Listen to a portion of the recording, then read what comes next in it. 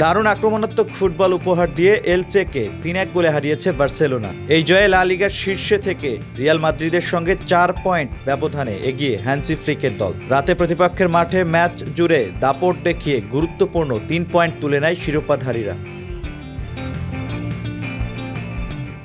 ম্যাচের শুরু থেকেই বলের নিয়ন্ত্রণ নেয় বার্সেলোনা। ষষ্ঠ মিনিটে এগিয়ে যায় সফরকারীরা। মাঝমাঠ থেকে দানি ওলমোর নিখুঁত থ্রু বল ধরে গোলরক্ষককে একা পেয়ে ঠান্ডা মাথায় জালে পাঠান লামিনে ইয়ামাল। এরপর একাধিক সুযোগ তৈরি করে কাতালানরা। ১৬ মিনিটে ব্যবধান বাড়ানোর সুযোগ নষ্ট করেন ওলমো, আর ২৮ মিনিটে তার শট আঘাত হানে ক্রসবারে। খেলার ২৯ মিনিটে সমতায় ফিরে এলচে মাঝমাঠ থেকে পাওয়া পাস ধরে বক্সে ঢুকে নিচু শটে ফার পোস্ট দিয়ে গোল করেন আলভারো রদ্রিগেজ। তবে বেশি সময় সমতা ধরে রাখতে পারেনি স্বাগতিকরা। ৪০ মিনিটে ফের এগিয়ে যায় বার্সেলোনা। ফ্র্যাঙ্কি ডি ইয়ং গোলরক্ষককে কৌশলে কাটিয়ে বল বাড়ান ফেররান তোরেসের কাছে, যিনি জোরালো শটে প্রথমার্ধেই আবারও এগিয়ে দেন দলকে।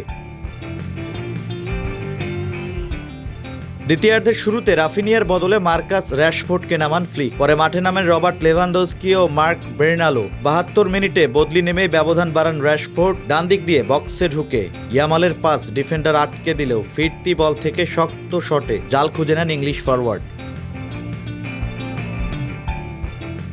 ম্যাচে ৬২% বল দখলে রেখে বার্সেলোনা ২৮টি শট নেয়, যার 10টি ছিল লক্ষ্যে। এলচে নেয় ৯টি শট, 4টি অন টার্গেট। এই জয়ে ২২ ম্যাচে ১৮ জয় ও ১ ড্রয়ে ৫৫ পয়েন্ট নিয়ে শীর্ষে আছে বার্সেলোনা। এক ম্যাচ কম খেলে ৫১ পয়েন্ট নিয়ে দ্বিতীয় স্থানে রিয়াল মাদ্রিদ, আর ২২ ম্যাচে ২৪ পয়েন্ট নিয়ে লিগ টেবিলের ১২ নম্বরে রয়েছে এলচে।